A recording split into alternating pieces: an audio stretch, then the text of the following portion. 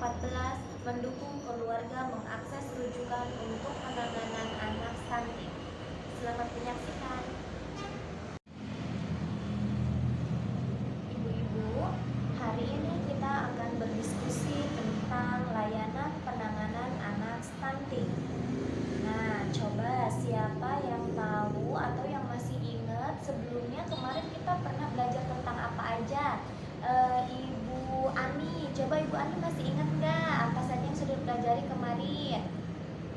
Terima kasih Ibu Ani. Ibu Ani ternyata masih ingat ya, kemarin kita belajar tentang pola hidup sehat. Kata Bu Ani tadi kita kemarin belajar cuci tangan pakai sabun katanya. Kita juga belajar apalagi, ada lagi yang ingat? Coba siapa lagi? Siapa? Ibu Mumun. Oh iya Ibu Mumun. Ibu ingat apalagi yang kemarin diajarin? Oh, tentang memakai jamban sehat. Betul. Mulai sekarang kita sudah harus mencoba untuk menggunakan jamban sehat. Baiklah, terima kasih atas jawabannya ibu-ibu. Alhamdulillah masih pada ingat ya. Baik ibu-ibu. Nah sekarang coba siapa yang di lingkungannya ada kasus stunting? Masih ingat kan ibu stunting itu apa? Iya betul, terima kasih Ibu Siti. Stunting itu kata Ibu Siti anak yang tinggi badannya kurang atau pendek, nggak sesuai dengan usia pada umumnya. Nah, ada enggak Bu di sekitaran ibu-ibu anak yang mengalami stunting? Ada enggak? Enggak ada. Seandainya ada Bu anak yang mengalami stunting nih di sekitar ibu, baik itu di masyarakat ataupun keluarga. Nah, kira-kira apa yang harus dilakukan agar kita bisa mendukung keluarga yang anaknya mengalami stunting? Kira-kira siapa yang bisa jawab? Siapa yang mau jawab?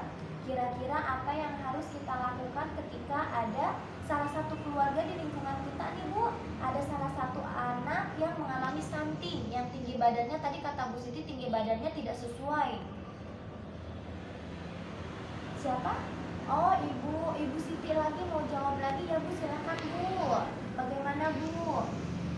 Terima kasih Ibu Siti atas jawabannya. Tadi ibu-ibu kata Bu Siti kalau ada anak yang mengalami stunting, kita bisa melaporkan ke pendamping PKH kata Ibu Siti. Betul Ibu Siti, terima kasih ya Bu. Ada lagi nggak ibu yang lain? Ibu Mumun mungkin ada jawaban lain. Ibu Mumun silakan Bu Mumun. Oh iya kata Bu Mumun harus dilaporkan ke kader posyandu katanya ibu-ibu. Betul, terima kasih Ibu Mumun atas jawabannya. Nah ibu-ibu, ternyata benar sekali jawaban apa yang disampaikan oleh Ibu Mumun dan Ibu Siti tadi. Kemudian ibu kalau ada anak yang mengalami stunting, keluarga yang memiliki anak mengalami stunting itu bisa mengoptimalkan bansos Bu, bantuannya. Apa aja sih bansosnya?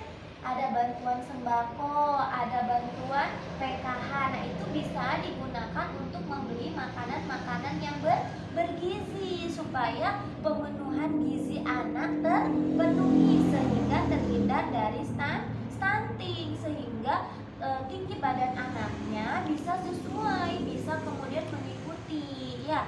Jadi selain kita harus lapor ke kader posyandu tadi kata Ibu Mumun, ke pendamping PKH kata Bu Siti, kita juga bisa mendukung keluarganya untuk membelanjakan bantuan sosial agar dapat memenuhi kebutuhan gizi anak. Nah, kemudian Bu ada lagi, keluarga harus memberikan stimulasi. Beberapa minggu lalu kan kita juga udah belajar ya tentang stimulasi pada anak ya.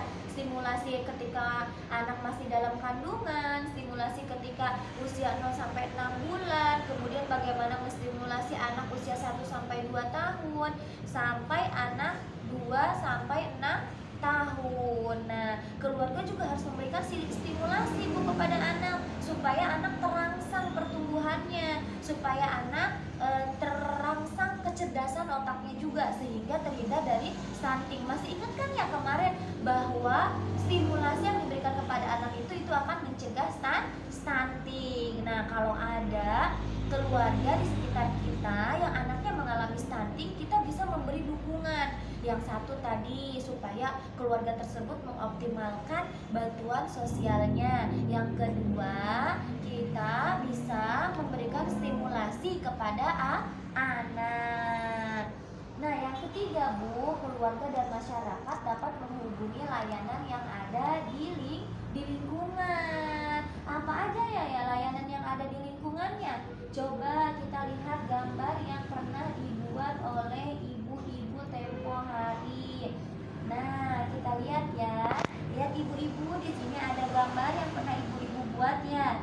Ada posyandu, ada puskesmas, kemudian ada dinas sosial, dan ada pusat kesejahteraan sosial. Nah, ini semua adalah layanan kesehatan yang ada di lingkungan kita. Ibu-ibu udah lihat. Nah, apakah menurut ibu-ibu ada lembaga di lingkungan yang belum disebutkan selain yang ada di gambar tersebut? Ada nggak, Bu? Sudah semua ya ibu-ibu ya. Kata ibu-ibu sudah semua. Iya. Nah, coba kita lihat ya, kira-kira apa aja lembaga yang bisa diakses atau yang bisa didatangi ketika kita menemukan anak yang mengalami stunting. Yang pertama, puskesmas atau pusat kesehatan masyarakat. Tadi sudah ada di gambar ya, Bu. Kemudian posyandu sudah ada di gambar juga. Pusat kesejahteraan sosial atau SLRT itu sudah ada juga. Kemudian dinas sosial, ada juga e-warung. E-warung itu apa, Bu? Tempat belanja, kata Bu Siti. Tempat membelanjakan bantuan sembako, kata Bu Siti ya. Terima kasih Bu Siti. Nah, betul sekali kata Bu Siti. E-warung itu tempat untuk membelanjakan bantuan sosial sembako. Kenapa kok disebut bisa kita datangi e-warung? Karena bantuan itu tadi berkaitan dengan pemenuhan gizi anak yang mengalami stunting. Nah, kemudian ada lagi ibu-ibu nanti bisa menelpon nomor telepon pelayanan sosial anak. Ini ada nomornya, nanti saya catatkan untuk ibu-ibu nomornya ya, supaya nanti bisa disimpan di rumah. Jadi ketika menemukan anak yang mengalami stunting, ibu-ibu bisa langsung telepon ya, bisa langsung melaporkan. Kemudian ada lagi yang terakhir itu Balai Rehabilitasi Sosial Anak yang Memerlukan Perlindungan Khusus atau disingkat jadi AMPK. Itu tadi lembaga-lembaga yang dapat ibu datangi ketika ibu mengalami atau menemukan keluarga yang anaknya mengalami stunting. Nah, selain kedatang kepada lembaga-lembaga tersebut, ibu-ibu juga dapat melaporkan kejadian stunting ini kepada siapa lagi? Siapa lagi, ada yang tahu, Bu? Ibu Ani. Iya, Ibu Ani. Kepada siapa lagi? Oh iya, betul. Terima kasih Bu Ani. Tadi kata Bu Ani katanya bisa melaporkan ke kader posyandu, kemudian bisa melaporkan ke pendamping PKH. Betul sekali jawaban Bu Ani. Nah, jadi ibu-ibu selain ibu bisa mendatangi lembaga-lembaga yang tadi sudah kita sebutkan bareng-bareng, nah ibu juga bisa melaporkan kejadian stunting ini ke pendamping sosial. Pendamping sosial itu bukan cuma pendamping PKH ya, jadi bisa pendamping BPNT atau bantuan sembako, kemudian bisa juga kepada KUBE atau kepada Sakti Peksos ya Bu ya. Jadi semua orang yang bergerak di bidang kesejahteraan sosial, nah ibu bisa mendatangi atau bisa melaporkan kepada orang-orang tersebut. Kemudian ibu juga bisa melaporkan ke pekerja sosial, ke penyuluh sosial, atau ke relawan sosial. Nah, relawan sosial ini ada yang sebagai fasilitator puskesmas, ada yang pekerja sosial masyarakat, ada juga PKSK yang ya. Nanti kalau ibu-ibu ingin bertanya lebih lanjut tentang ini ya boleh nanti di akhir ya Bu ya. Nah, ibu-ibu, tadi petugas-petugas yang sudah saya sebutkan itu insya Allah mereka akan dapat membantu ibu-ibu atau keluarga yang anaknya mengalami stunting untuk dihubungkan ke layanan yang dibutuhkan.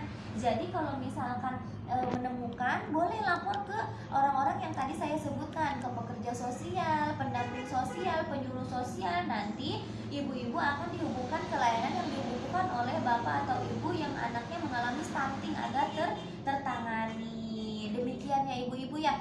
Ada yang ingin ditanyakan ibu? Sudah cukup ya. Nah, demikian yang bisa saya sampaikan ya ibu-ibu ya. Terima kasih.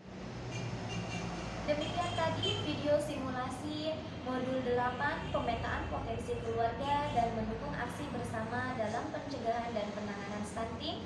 Sesi 14 mendukung keluarga mengakses rujukan untuk penanganan anak stunting. Semoga video tersebut bermanfaat. Assalamualaikum warahmatullahi wabarakatuh.